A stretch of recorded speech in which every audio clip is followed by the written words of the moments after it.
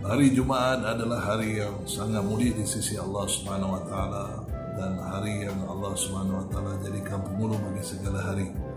Ibarat hari Jumaat ni kita dapat tawajuh, Allah Subhanahu Wa Taala selesaikan semua masalah kita untuk 6 hari yang berbaki. Maka dikatakan pada hari Jumaat ni ada satu waktu sekiranya orang Islam berdoa, bertepatan dengan waktu tersebut doanya pasti akan diterima oleh Allah Subhanahu Wa Taala. Dan salah satu waktu yang terbaiklah selepas solat asar.